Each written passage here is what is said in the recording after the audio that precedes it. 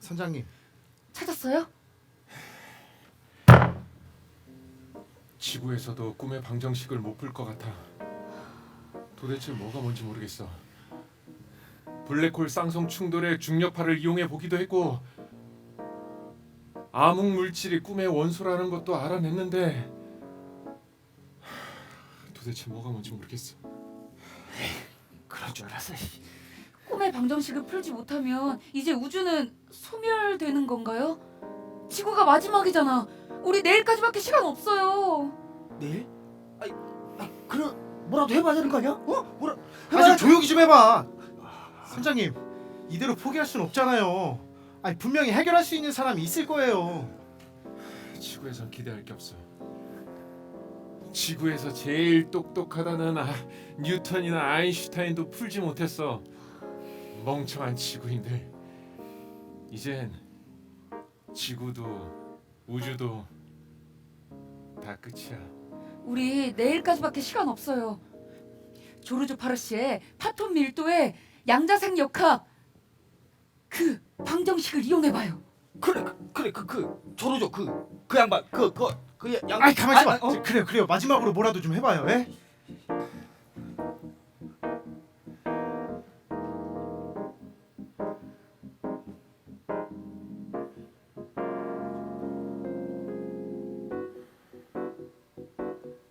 그래, 마지막이야. 시작해보자.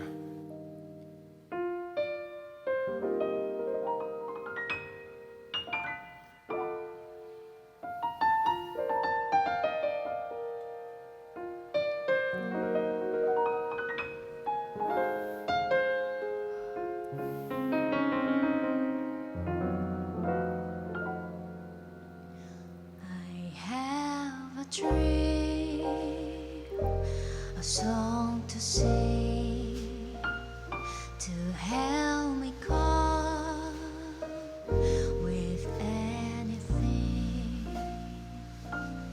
걱정했던 것들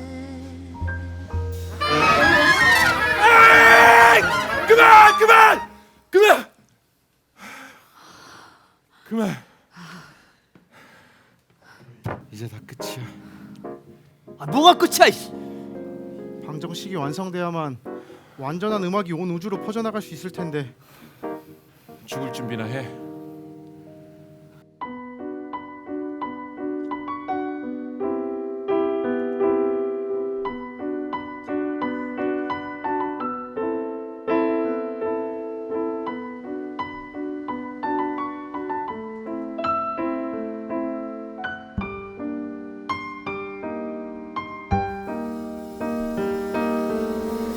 밤하늘 이렇게 빛나고 있는 걸 까만 눈망울 푸른 꿈을 따라가고 싶어 바람이 불어와 나에게 속삭여도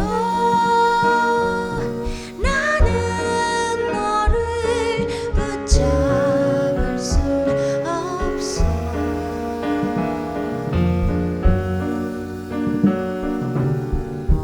빛나는 너의 맑은 눈을 보면 언제나 설레 가슴이 두근거려도 나는 너의 뒷모습만 바라볼 뿐 곁으로 갈 수가 없어 곁으로 갈 수가 없어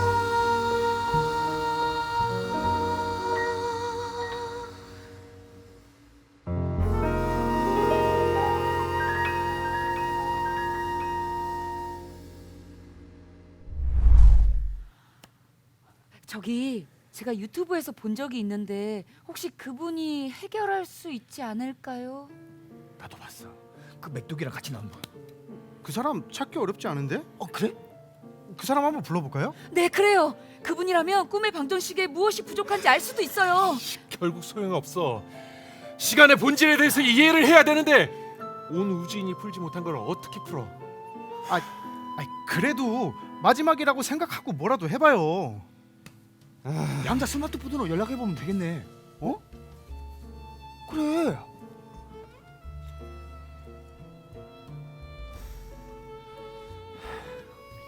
네, 여보세요? 안녕하세요. 한국 물리학회죠.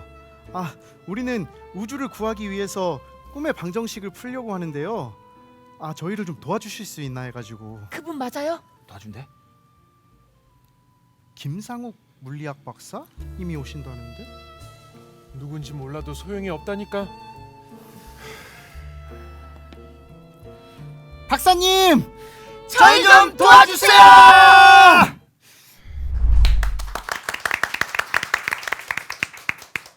네, 안녕하세요. 저는 경희대학교 물리학과의 김상욱입니다.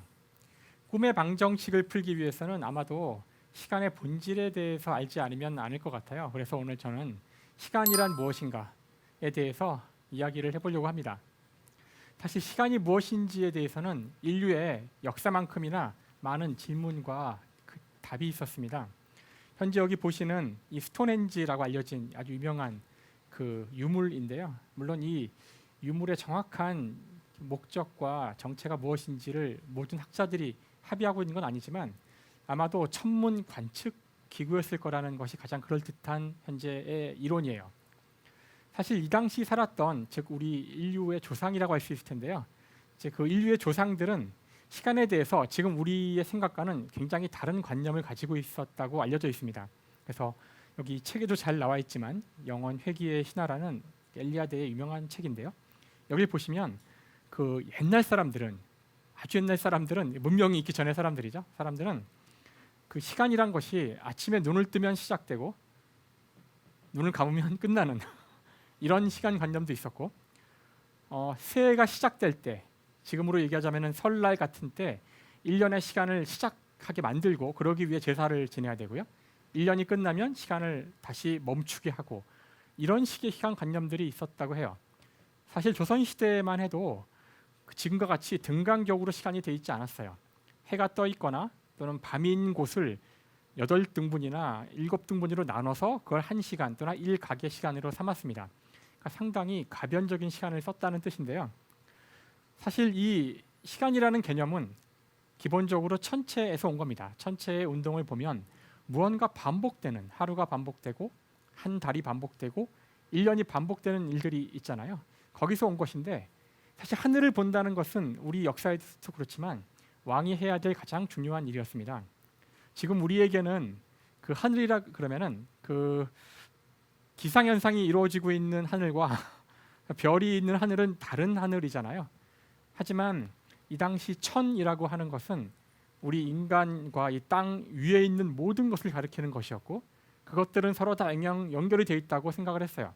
그러니까 별이 어떻게 배치되어 있느냐는 바로 언제 비가 오고 언제 홍수가 날지랑 바로 직결되어 있는 거고 바로 그런 현상들은 이 땅 위에 살고 있는 우리 인간의 삶과도 직결되어 있기 때문에 왕은 끝없이 하늘을 관찰하고 그것으로부터 미래를 예측하고 혹은 기도를 통하거나 또는 제사를 통해서 이 하늘의 운행을 바꿔서 이 미래를 바꾸기도 하는 그런 역할을 했던 것이죠. 이 당시 따라서 하늘이란 것은 또는 시간이란 것은 굉장히 가변적인 것이어야 했다는 뜻입니다. 실제로 조선시대에 있었던 우리의 위대한 천문학 업적 가운데 하나는 세종대왕 때 있었던 이 칠정산이라는 건데요. 사실 하늘을 관찰을 해보면은 하늘의 별들은 생각보다 되게 단순하게 움직입니다. 북극성을 중심으로 다 뱅글뱅글 돌죠. 물론 정확히 우리가 지금 이해하는 바에 따르면 별들이 도는 게 아니라 지구가 도는 거잖아요. 지구가 돌고 있는데 별들이 워낙 멀리 있기 때문에 우리의 운동이 오로지 그들의 회전 운동으로 바뀌어서 보이는 것뿐이에요. 그러나 북극성을 뱅글뱅글 도는 모든 별 가운데 7개의 별만 다른 것들과 다르게 움직입니다. 지금 우리는 그 이유를 알고 있는데 왜 7개만 다르게 움직이냐면은 이것들은 우리에 가까이 있어서 그래요. 즉, 이 7개는 그 자신의 운동을 무시할 수 없다는 뜻이죠. 우리에게 가까이 있는 별들은 태양계의 별들입니다. 사실 별이 아니라 엄밀하게 말하면 행성들이죠. 그래서 이 7개가 이 7이라는 숫자를 들으면 떠오르시는 게 없나요? 네, 바로 월화수목금토일의 7개의 별이 바로 가장 이상하게 행동하는 별들이죠. 즉 천문학이란 것은 이 7개를 예측하려는 것이고 이 7개를 모든 문화권에서는 중요하게 다뤄요. 동양에서는 이것을 음양오행이라고 불렀죠. 어쨌든 이 칠정사는 바로 그 7개의 별에 대한 정확한 계산을 하는 그런 책입니다. 어쨌든 이 모든 이 별에 대한 운행에 대한 시간에 대한 이 논쟁들은 뉴턴의 등장과 함께 다 종지부가 찍히고 이제 오늘날 우리가 알고 있는 그런 시간 개념이 탄생하게 되는데요. 뉴턴은 그의 책 프린키피아라는 책인데 이 책의 핵심은 자연의 원리를, 자연 철학의 원리를 수학으로 기술하겠다는 겁니다. 그래서 초기에 수학적인 방식으로 시간과 공간에 대한 많은 것들을 정의했어야 하는데 흥미롭게도 이 책에서는 시간과 공간을 정의하지 않아요. 아까 저에게 시간의 본질이 무엇인지 여쭤보신 것 같은데 뉴턴조차도 정의하지 않아요. 사실 저희가 지금도 시간의 정의를 알지 못합니다. 그러니까 뉴턴은 되게 똑똑한 사람이라는 뜻이죠. 정의하지 않고 자신의 책을 진행해 나가는데요. 그럼에도 불구하고 시간과 공간에 대해서 그 전까지 우리 인류가 알고 있던 것과는 전혀 다른 새로운 개념을 하나 제시하게 됩니다. 그것은 바로 절대 시공간이란 개념이죠. 여기 보시면 물론 원문은 라틴어로 되어 있었지만 여기 지금 영어로 써놨는데요. 여전히 도움이 안 될 것 같기는 한데 어쨌든 그 절대 시공간이란 것은 지구가 자전하거나 또는 해가 뜨거나 이전의 사람들이 정의했던 그런 종류의 시간이 아니라 우리의 지구나 태양의 움직임과는 전혀 무관한, 완전히 우리 인간과는 무관한 이 우주에 박혀있는 수학적인 그런 시공간을 이야기했던 겁니다. 사실 지금은 이것이 저희가 생각하는 시간이에요. 제가 여러분들한테 시간이 뭐냐고 물어보면은 바로 시계를 보고 2시 30분 숫자를 말씀하실 텐데요. 시간이 곧 숫자가 된 것은 뉴턴의 업적입니다. 그래서 이제부터 시간과 공간은 우리 인간이나 이 우주나 자연과는 상관없는 완전히 별개의 존재인 절대적인 수학적인 그런 공간, 시간이었던 것이죠. 자, 이 시간과 공간, 절대 시공간은 서양 사회에서도 많은 문제를 내지는 많은 변혁을 일으켰지만 절대 시간과 공간으로 세상을 기술하고자 하는 이 뉴턴의 생각은 결국 이 우주가 수학이라는 그런 급진적인 생각에까지 이를 수가 있어요. 그래서 아마 여러분들은 물리학자들이 언제나 이걸 가지고 세상을 기술하는 걸 봐오셨을 거예요. 여기서 X의 화살표를 쓴 거는 공간상의 세 좌표를 말하고 T라고 쓴 거는 타임, 시간을 말합니다.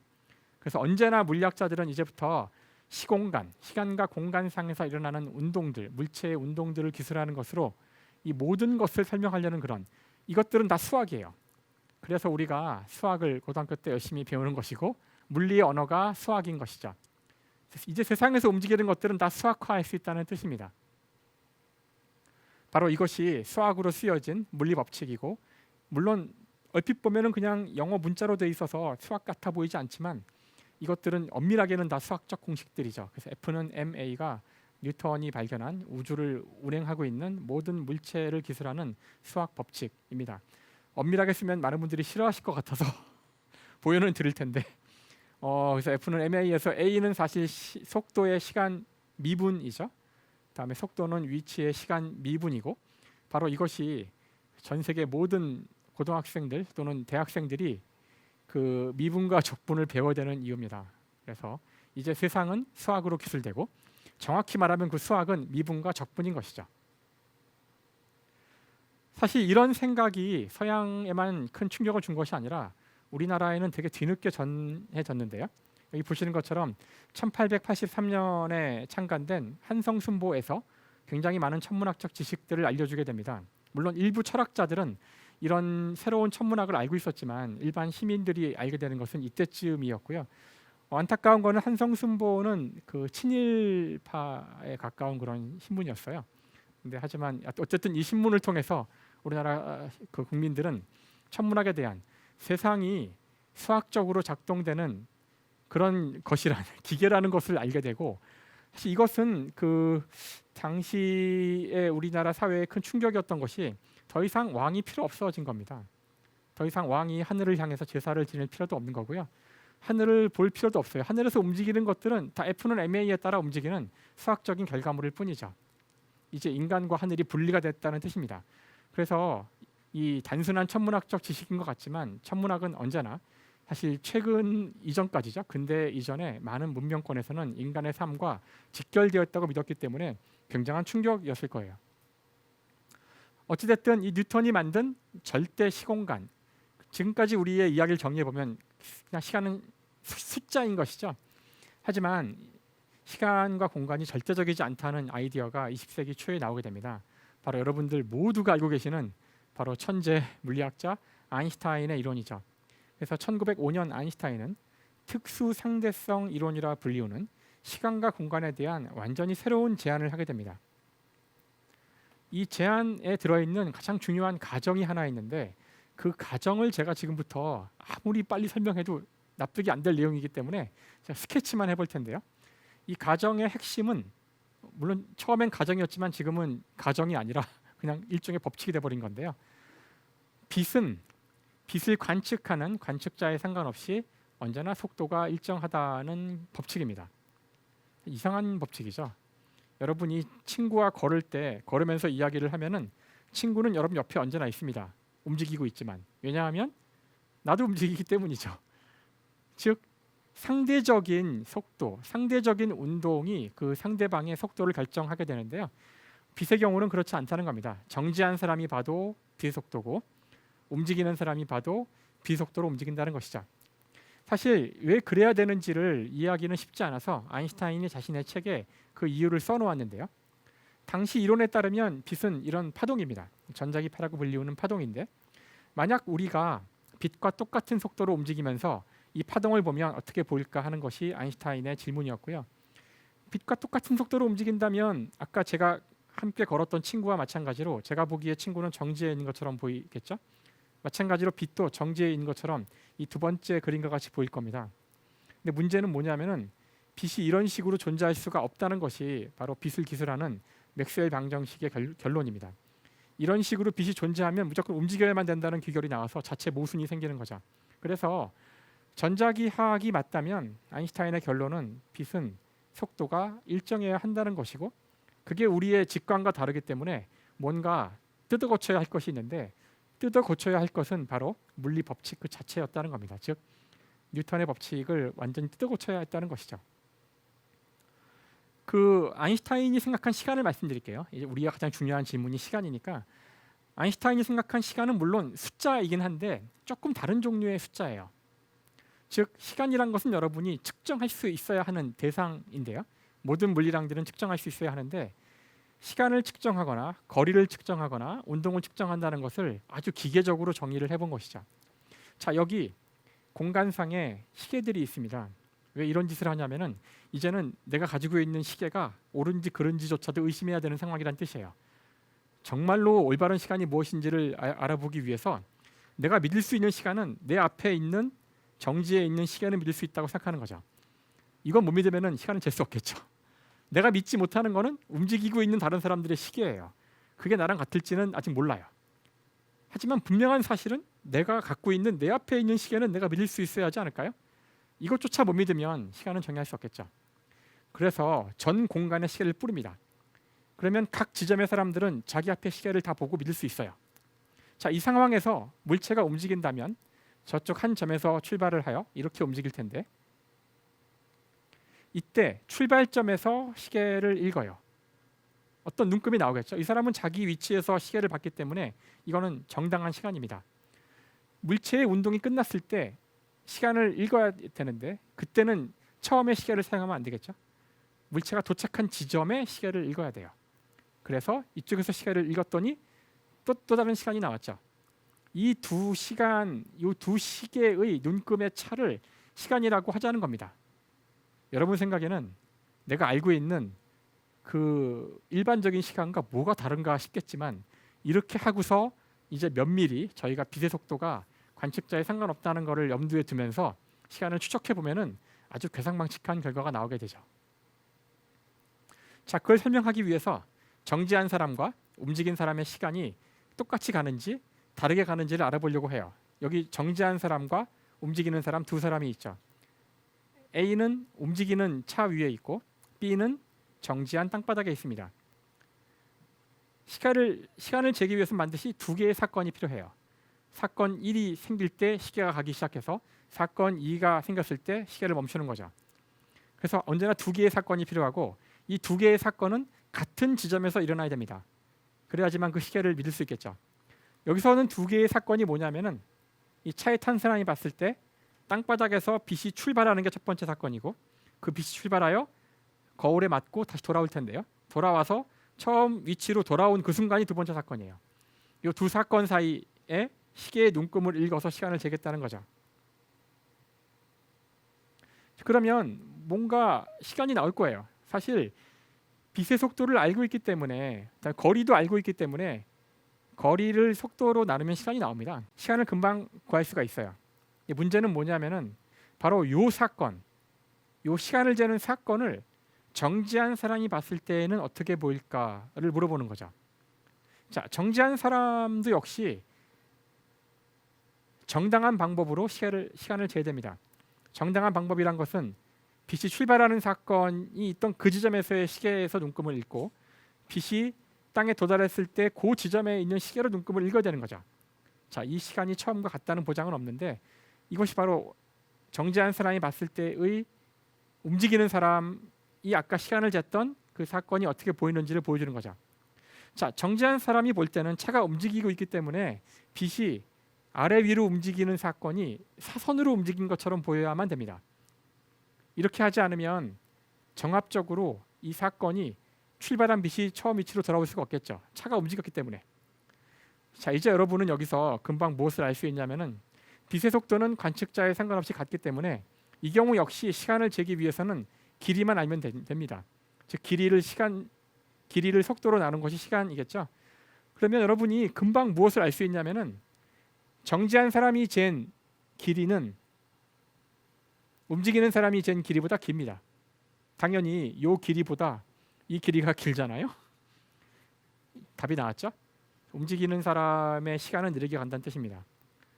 뭔가 속은 것 같으시겠지만 여기서 몇 가지 가정밖에 하지 않았어요? 즉 빛의 속도는 관측자에 상관없이 똑같다. 두 번째, 시간을 잰다는 것은 그 사건이 일어난 그 지점에 있는 시계의 눈금을 읽어서 잰다.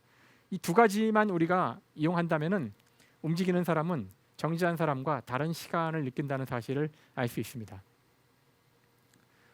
아인슈타인은 여기서 한 발짝 더 나가서 더 어려운 이론을 이제 일반 상대성 이론이라고 불리우는 시간의 더 깊은 본질로 들어가는데요.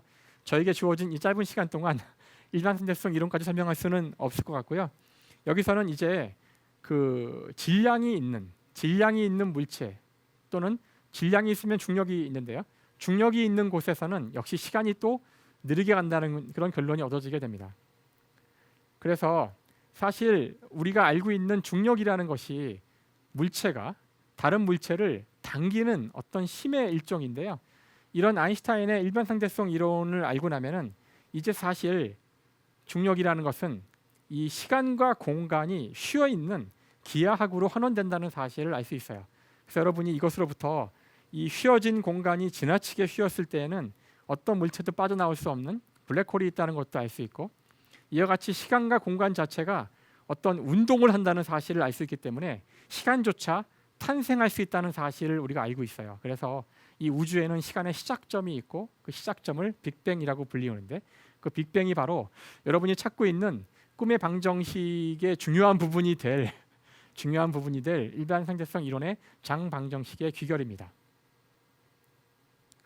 지금까지 말한 이 뒤에 부분 이야기들이 좀 지나치게 이상하다고 느끼실 분들이 계신다면은 이제는 저희가 저 일반 상대성 이론에 의한 시간의 지연, 더 느리게 가는 것이죠. 지연을 직접 측정할 수가 있는데 그 측정의 정밀도가 어디까지 왔냐면은 이건 2018년 데이터인데요. 땅바닥에서 시계를 가지고 시간을 재고요. 여기서 한 몇 센치 올라와서 시계를 가지고 시간을 재요. 몇 센치 차이가 어떤 차이가 있냐면은 지구 중심으로부터 거리가 약간 다르죠. 그러면 중력이 약간 다른데 그것 때문에 시간 지연이 생깁니다. 지금 우리 인류는 그 시간 지연을 잴 수 있는 숫자로 얘기하면은 0.0000을 17개 쓰고 1초까지 잴 수 있는 기술이 있기 때문에 일반 상대성 이론에 의한 시간 지연을 여러분이 시계를 이렇게 보는 거랑 이렇게 보는 거랑 다르다는 뜻이죠. 그래서 이걸 잴 수 있는. 그래서 일반 상대성 이론은 이상하게 들리시겠지만 이 자연이 갖고 있는 실제 이 시간의 모습이라는 것을 알아주시면 좋겠고요. 결론은 시간이란 것이 원래 처음에는 우리 인간에 따라 바뀌기도 하고 다음에 행성이나 우리의 운동에 따라 바뀌는 그런 존재였다가 뉴턴이 이것을 절대적인 것으로 만들었고요. 하지만 다시 우리는 아인슈타인에 의해서 이 시간과 공간이란 것이 물질의 존재나 물체의 운동에 따라 다르다는 것을 알고 있다. 이상으로 첫 번째 강연을 마치겠습니다. 질문이 있습니다. 네, 교수님께서 설명해 주신 내용을 들어보니까 처음 인간들은 여러 가지 기물에 빗대어서 시간을 추출해내서 사용을 하다가 결국 물리학자분들도 시간이 절대적으로 무엇이냐에 대한 설명을 잘 하지 못했지만 시간은 기준점을 정해서 이해를 하면 사물의 움직임을 이해하는 데 도움이 된다. 이렇게 정리를 이해를 한 것 같은데 혹시 제가 이거를 노래로 만들어 봤는데 가사가 맞는지 한번 들어봐 주시겠습니까?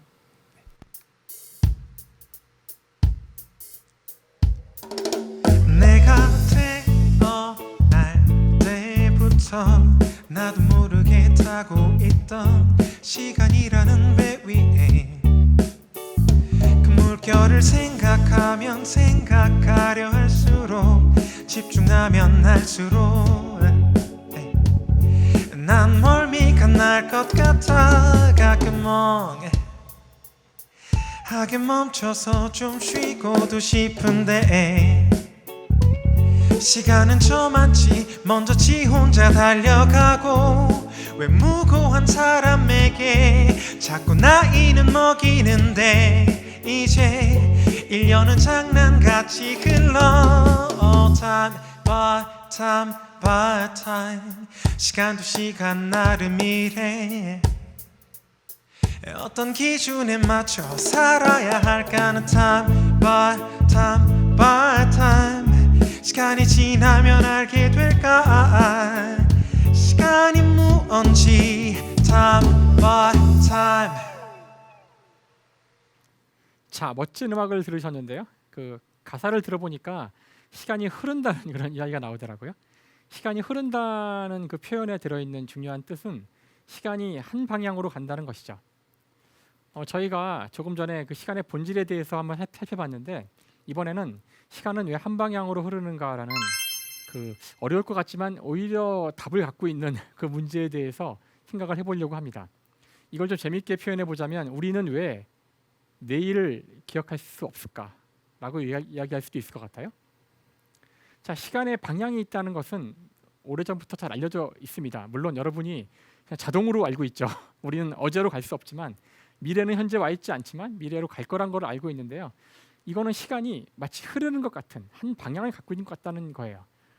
얼핏 보면 대단히 자연스러운 일 같지만 이것을 과학이 설명하기는 대단히 어려웠습니다. 역사적으로.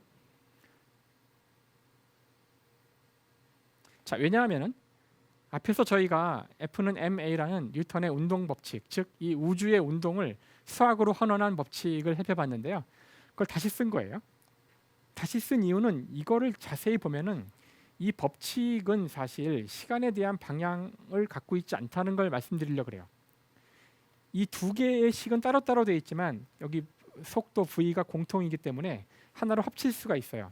그럼 이렇게 되죠. 물론 그 보기가 좋지는 않아서 좀 수식을 싫어하시는 분들은 좀 여기서 약간 멀미가 나올 수도 있겠지만 어쨌든 중요한 것은 이렇게 단순히 써놓고 나서 시간을 한번 과거로 돌려보는 그런 작업을 해보려고 하는데 이 식에서 어떻게 하면은 시간을 돌릴 수 있냐면은 자 보세요.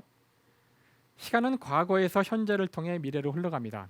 수학적으로 이 시간은 뉴턴이 표현한 것처럼 숫자로 표현할 수 있죠. 숫자를 이용해서 현재, 과거, 미래를 이렇게 나타낼 수 있어요. 현재를 0으로 잡고 미래를 양수, 플러스로 잡고 과거를 마이너스, 과거로 잡을 수 있겠죠. 이게 우리 마음대로 할 수 있는데요. 이렇게 시간을 잡았다면은 시간의 부호를 바꾸는 것이 미래를 과거로 바꾸는 겁니다. 시간의 방향을 바꾸는 법은 바로 이 시간의 부호를 바꾸는 거죠.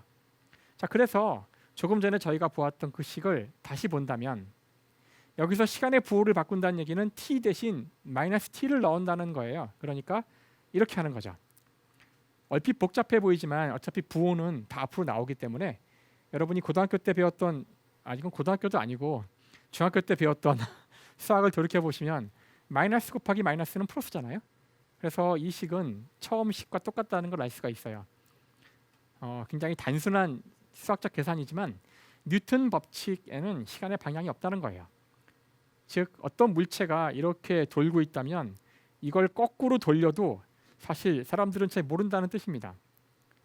이상한 일이죠. 우리가 사는 세상에는 분명 시간의 방향이 있는데 왜 뉴턴의 법칙에는 시간의 방향이 없을까?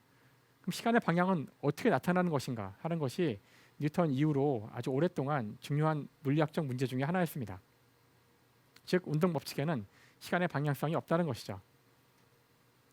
저 문제에 대한 답은 19세기가 돼서 나오게 됐는데 19세기에 있었던 가장 중요한 문명사적 사건은 바로 산업혁명입니다.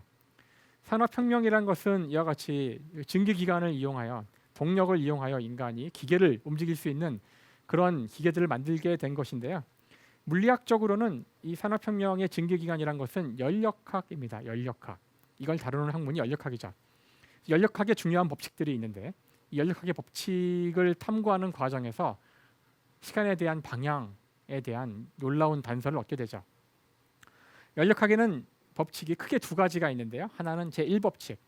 제1법칙은 19세기 중반에 확립이 된 것인데 굉장히 단순한 실험 장치인데요. 이 실험 장치에서는 뭘 하고 있는 거냐면은 이 추를 떨어뜨릴 거예요. 이걸 떨어뜨리면 추가 떨어지면서 여기 보시는 이 바람개비가 돌아갑니다. 바람개비가 돌아간다는 얘기는 여러분이 물에다가 이렇게 숟가락을 넣어서 휘저는다는 뜻인데요. 믿기 어려우시겠지만 그렇게 하면은 온도가 올라갑니다. 물론 우리가 해가지고는 온도가 많이 안 오르는데 여러분이 뭐 아주 빠른 속도로 이걸 뭐 한 10,000번, 10만 번 휘저으면은 온도가 오를 것도 같죠. 그렇죠? 그래서 떨어진 양을 잘 계산을 하면 요 역학적 에너지 계산할 수가 있는데 그 에너지가 얼마나 열흘로 바뀌었는지를 알 수 있다는 뜻이고요. 이런 단순한 실험을 통해서 에너지는 보존되고 에너지의 형태만 바뀔 뿐 나타나거나 사라지지 않는다는 그런 법칙을 확립하게 됩니다. 중요한 법칙이죠. 오늘날 우리가 에너지 문제가 중요한데 에너지 문제의 가장 중요한 게 바로 이 제1법칙입니다. 어떻게 해도 에너지는 만들어낼 수는 없어요. 변환될 뿐이죠. 하지만 재미있는 것은 이건 지금 비커에다가 물감을 한 방울 떨어뜨린 건데요. 그럼 물감이 퍼져가죠. 여러분이 이걸 뭐 커피로 해볼 수도 있고 많은 것들을 이용해서 실험해 볼 수 있어요. 이 경우 물감은 퍼져서 전체에 고르게 채워지는 현상이 일어날 뿐 가만 놔둔 이 색이 있는 이 물이 물과 한 방울의 물감으로 분리되는 자발적으로 분리되는 일은 절대 일어나지 않아요. 너무 당연해서 이걸 왜 제가 말하는지 의문을 가지시는 분도 있을 텐데요. 물감이 퍼진 거랑 한데 모여 있는 거랑은 에너지가 같아요. 즉 에너지 보존 법칙 입장에서는 일어나지 말아야 될 이유가 없다는 뜻이죠. 물감 한 방울과 물로 분리되지 않습니다. 왜 그럴까요? 여기서 이제 연력학의 두 번째 법칙, 제2법칙이 나옵니다. 제2법칙에 따르면 이 법칙을 좀 멋지게 표현하면 엔트로피가 증가하기 때문인데 이제 엔트로피가 뭔지 모르시는 분들이 많으니까 이 엔트로피가 무엇인지를 설명해야지만 이 법칙에 대한 이해가 되겠죠. 연력학 제2법칙에서 엔트로피라는 양이 도입되고 그 양이 무엇을 뜻하는지를 설명하는 사람이 바로 이 사람입니다. 볼츠만이죠. 사실 볼츠만에 대해서 할 말은 아주 많지만 시간이 부족해서 더 말은 못할 것 같고요. 볼츠만은 엔트로피의 그 의미를 파악한 위대한 업적을 가진 분인데요. 그래서 이 사람의 묘비를 보면은 이게 무덤이에요. 위인에 있는 무덤인데요. 위대한 물리학자들은 자신이 만든 공식이나 법칙을 자신의 묘비에 한 줄 써놓는 그런 특권을 누리게 되는데 몇 사람이 그래요. 이분도 그 중에 한 분이고요. 이 볼츠만의 저 위에 보시면 묘비에 쓰여 있는 글귀가 하나 있는데 확대해 보면 이거죠. 바로 이것이 엔트로피의 공식입니다. 그래서 첫 번째 우리가 이해해야 될 것은 엔트로피가 무엇인지를 이해하고 이것으로부터 시간이 왜 한 방향으로 흐르는지를 이해하면 우리 두 번째의 강의가 다 끝날 것 같아요. S는 엔트로피를 나타내는 것이고 K는 별로 중요한 게 아니고요. 어떤 상수고요. 로그도 별로 중요한 게 아니고요. 중요한 건 W 하나죠. 그리고 엔트로피는 W예요. W라는 게 무엇이냐면은 바로 경우의 수죠. 경우의 수가 많으면 엔트로피가 커요. 경우의 수가 적으면 엔트로피가 적습니다. 자, 경우의 수라는 것이 정확히 어떤 의미일까? 지금 이것만 가지고는 이제 굉장히 이해하기가 쉽지는 않은데요. 제가 가장 좋아하는 예가 바로 이 루빅스 큐브를 이용하는 겁니다. 루빅스 큐브는 크게 두 종류의 상태로 나눌 수 있어요. 하나는 색깔이 다 제대로 맞아 있는 상태. 이거 우리가 올바른 상태라고 부를게요. 올바른 상태. 또 하나는 색깔이 제멋대로인 상태. 이거 제멋대로인 상태죠. 이 두 개의 상태가 있어요. 처음에 우리가 루빅스 큐브를 사오면은 색깔이 잘 맞아 있습니다. 근데 많은 사람들이 이걸 이제 흐트러뜨리기 시작하죠. 그리고는 다시 처음으로 돌아갈 수 있을 거라고 믿지만 영원히 돌아가지 못하는 경우가 많은데, 자, 이 상태에서 여러분이 눈을 감고 한 100번을 막 돌려요. 제멋대로. 그리고 눈을 딱 뜨면 보나마나 이렇게 돼 있을 거예요. 그렇지 않을까요? 이건 뭐 의문의 여지가 없죠. 자, 문제는 두 번째 일인데요. 자, 이제 여러분이 이걸 가지고서 또 눈을 감고 100번을 돌려요. 그러면 일로 갈 수 있을까요? 대부분의 사람들은 못 갈 겁니다. 그렇죠? 물론 재수가 되게 좋으면 내가 처음부터 100번을 흐트러뜨려서 일로 왔으니까 그 100번을 그대로 되짚어서 오면은 일로 오겠지만 그거 단 하나의 경우겠죠? 그거 빼고는 몽땅 다 일로 돌아올 거예요. 왜냐하면은 흐트러져 있는 것은 경우의 수가 엄청나게 많습니다. 수천만 개의 경우가 있죠. 흐트러질 수 있는 경우는. 하지만 각 면의 색이 딱 맞아 있는 경우는 하나밖에 없어요. 그러니까 여러분이 여기서 출발을 하면은 무조건 일로 갈 수 없고 일로 이 상태로 오게 되는 거죠. 하지만 저기서 출발을 하면은 무조건 일로 옵니다. 왜냐하면 이쪽이 경우가 많기 때문에 그래요. 이제 제가 할 일은 뭐냐 하면 색깔이 맞아 있는 상태를 엔트로피가 작다고 얘기하고 색깔이 흐트러진 상태를 엔트로피가 크다라고만 얘기하면 돼요. 실제로도 그렇죠. 엔트로피는 경우의 수니까. 결국 면의 색깔이 맞아 있는 상태에서 흐트러진 상태로 간다는 이 당연한 이야기를 멋지게 표현하면 언제나 이 시스템은 엔트로피가 작은 상태에서 큰 상태로 간다고 이야기하면 되겠죠. 아까 저희가 봤던 물에다가 물감 떨어뜨리는 것이 똑같은 상황이죠. 물감이 한 곳에 있는 한 방울로 모여 있는 것은 바로 이런 질서가 잘 맞은 상태입니다. 물감이 다 퍼진 거는 어마하게 많은 흐트러진 상태죠. 결코 이 반대로 돌아갈 수 없어요. 이제 우리가 할 마지막 퍼즐은 저 왼쪽 저런 규칙이 맞아 있는 상태를 이제 과거라고 부르고 흐트러진 상태를 미래라고만 부르면 됩니다. 그러면은 시간은 언제나 엔트로피가 작은 상태에서 미래 상태로만 가듯이 한 방향으로만 흐르게 되는 것이죠. 이것이 현재 물리학자들이 시간의 방향을 설명하는 유일한 방법입니다. 그래서 시간이 흐르면 경우의 수가 적은 상태에서 경우의 수가 많은 상태로 언제나 가게 되고 이 반대의 일은 일어나지가 않는데 결코 일어나지 않는 것이 아니라 일어날 확률이 너무나 작아서 마치 저희가 눈 감고 100번을 돌려서 색깔이 맞아 있는 상태로 돌아가는 일이 결코 일어나지 않는 건 아니지만 그걸 기대한다면 미친 사람이겠죠. 그런 정도의 확률로 시간은 과거에서 미래로 간다는 겁니다. 물론 여기서 어떤 문제가 있냐면은 그렇다면 지금 왜 시간이 흐르고 있을까라는 질문을 해볼 수 있어요. 그러면 지금 끊임없이 무언가 흐트러지고 있어야 될 텐데 그렇게 보이지 않잖아요? 우리 주변을 보면. 더군다나 별츠만이 이 이론을 냈을 때만 해도 이 우주는 변화가 없다고 생각하던 그런 시대였어요. 아직 진화론 같은 거 잘 모를 때입니다. 그러자 볼츠만이 그 어려운 질문에 대해서 답을 하죠. 이유는 모르지만 우주의 엔트로피가 어느 순간 급격히 어느 지점에서 확 줄어드는 일이 생길 수 있다. 이유는 몰라요. 그렇다면 그때부터는 커지겠죠.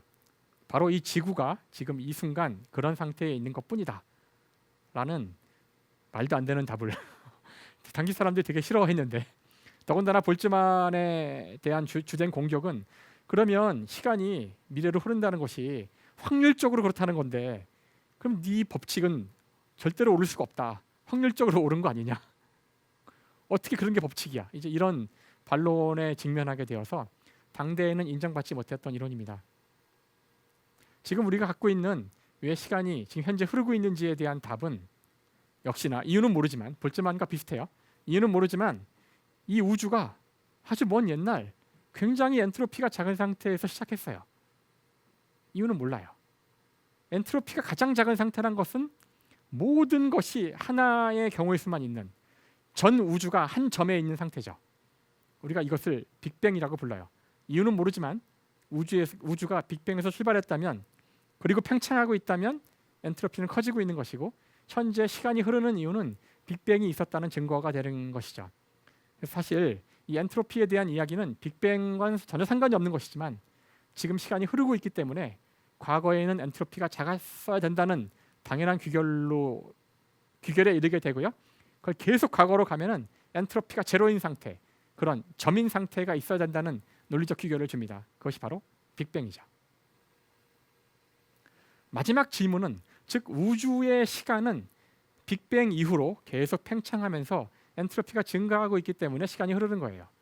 그렇다면 우리 인간이 느끼는 심리적 시간의 방향이 왜 이 시간의 방향과 같은가를 물어볼 수가 있는데, 여기에는 더 많은 이야기를 해야 되지만 제가 포인트, 핵심만 이야기하자면 인간의 시간 개념은 기억에서 옵니다. 사실 여러분은 그 과거라는 것은 존재하지 않잖아요. 과거가 존재하나요? 어제 여러분이 저녁에 뭘 했는지 잘 모르겠지만 어젯밤에 했던 사건들은 지금 우리 주위에 존재하지 않아요. 근데 여러분이 왜 과거가 있다고 생각하시죠? 과거가 있는 것이 아니라 기억이 있는 겁니다. 인간에게 과거는 기억입니다. 미래는 존재하지 않아요. 미래는 우리가 법칙이 있기 때문에 미래가 존재할 거라는 그런 예측을 하는 것뿐이에요. 그래서 인간에게 시간관념은 바로 기억들입니다. 그런데 인간과 같은 이런 이 유기체 같은 경우는 기억을 만들 때 엔트로피가 증가해요. 그래서 인간의 기억 순서들이 엔트로피의 증가와 1대1 대응되기 때문에 바로 우주 시간의 방향과 빅뱅 이후 엔트로피 증가의 방향과 인간이 기억을 저장해 가면서 만들어내는 엔트로피 증가의 방향이 일치하기 때문에 우리는 우주의 시간을 우리 인간의 심리적 시간과 같게 맞출 수가 있다는 것이죠. 이것이 현재 물리학자들이 왜 시간이 한 방향으로 흐르고 우리 인간이 그걸 그렇게 느끼는지를 설명하는 유일한 방법입니다. 그래서 지금까지 제가 시간에 대한 이야기를 두 파트로 나눠서 해봤는데요. 하나는 시간의 본질이란 무엇인가?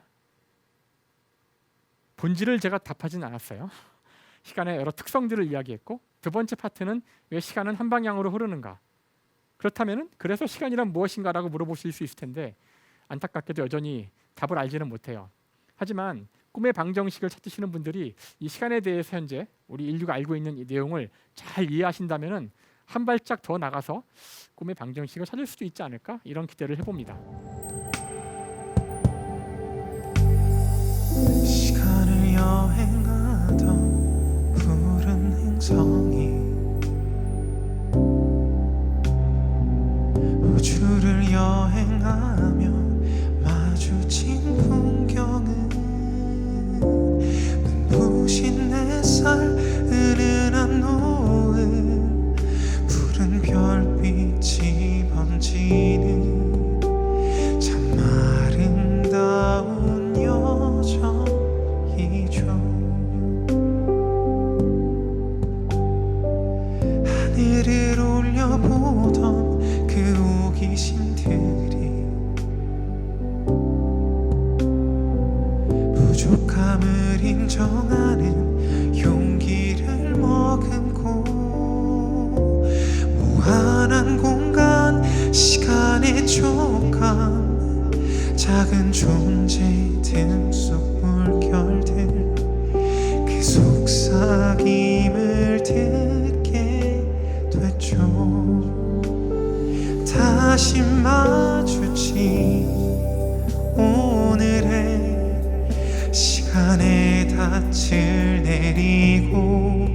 내일을 향해 또 내디딘다.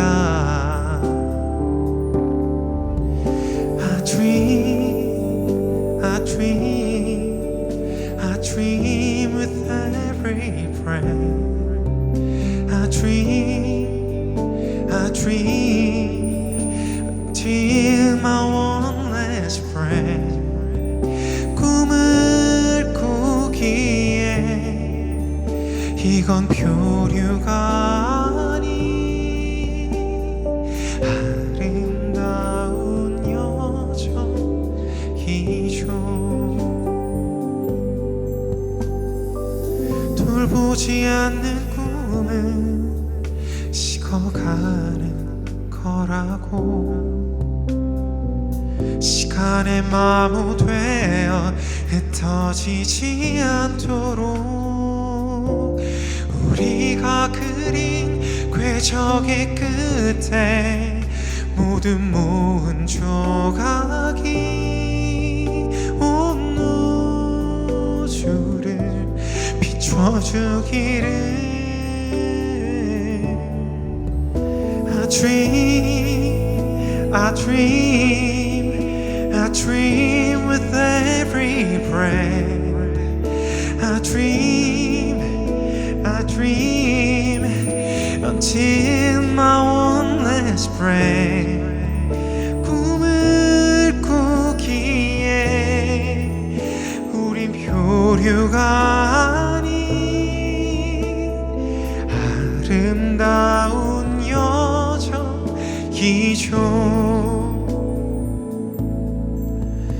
I dream, I dream, I dream with every breath. I dream, I dream until my one last breath. 꿈을 꾸기에 이건 표류가 아닌 아름다운 여정이죠.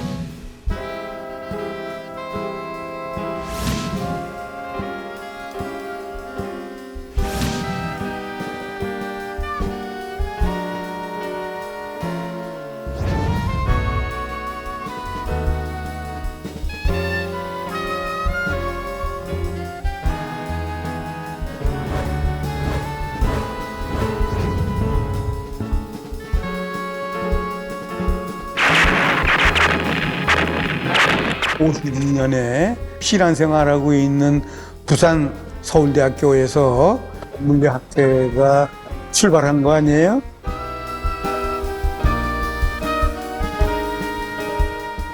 데이드리머라 그럴까요? 그런 선배들이 물리학회를 만든 거예요.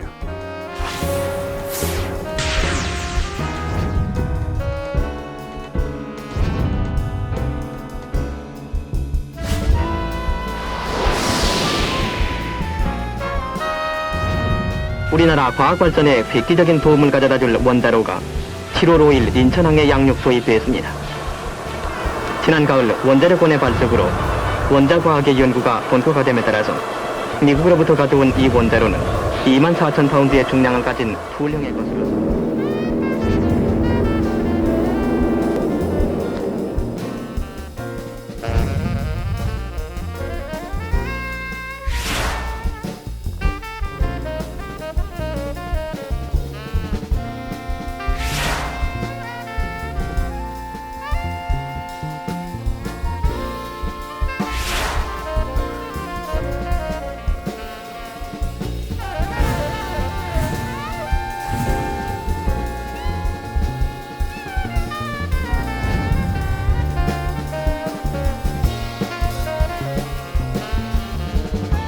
미국 쏘신 선생님이 주머니에서 이거 반도체니까 여기다 전극 붙여가지고 전기 저항 측정 좀 해봐 해서 시작된 게 이제 지금까지.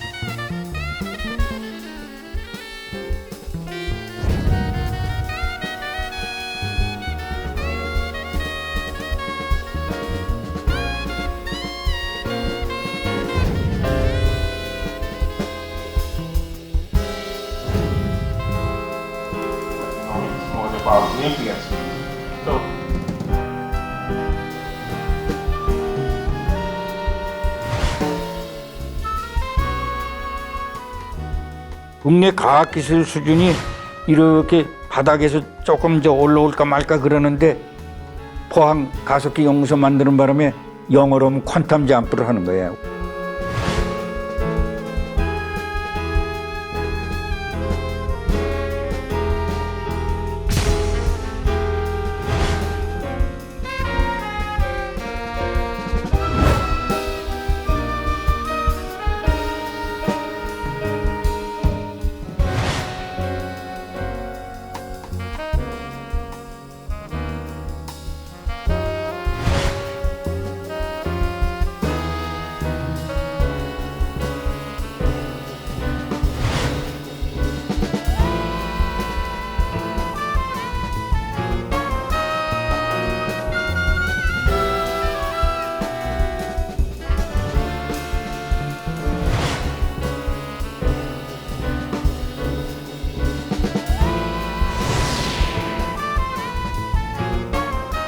한국의 물리학이 이제는 더 이상 변방의 물리학이 아닌 것 같아요. 어떤 면에서는 이제 자신감을 갖는 것들이 중요한 것 같거든요.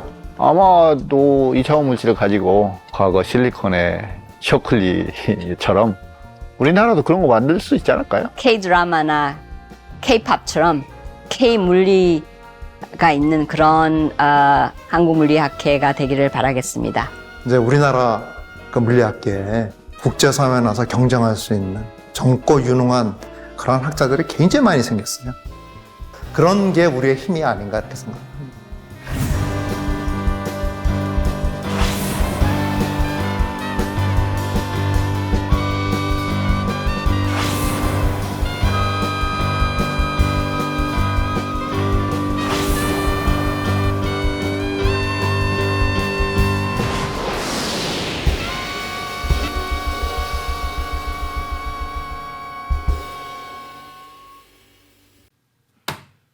드디어 완성이 됐어. 결국 시간의 본질과 엔트로피가 답이었어. 한국물리학회 인재가 많아. 정말 대단해. 드디어 7,000년 만에 풀렸구나. 완성! 됐어! 시간의 본질에 대한 이해 없이 꿈의 방정식을 푼다는 건 있을 수 없는 일이었어. 그래, 결국 답은 시간이었어. 한국물리학회 김상욱 박사 정말 대단해. 내가 말했지, 포기하지 말라고. 정말 잘 됐어요. 이제 우리도 온 우주를 향해 노래하자!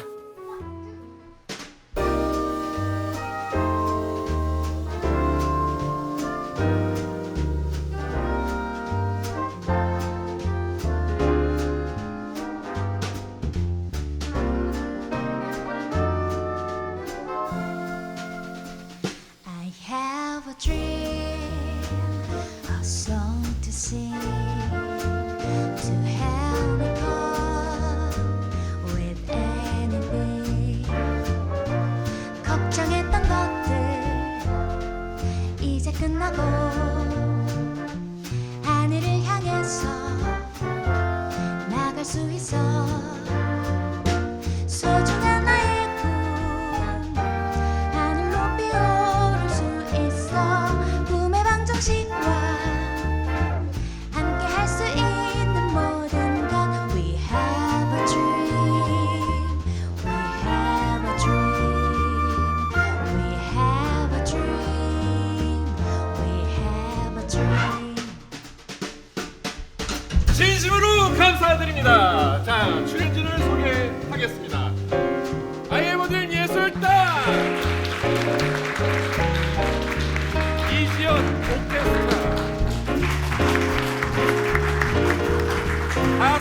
정민경.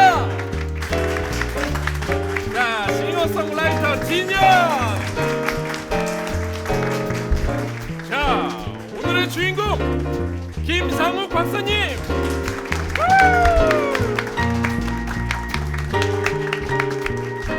자, 마지막으로 물리학회 70주년 진심으로 축하드립니다.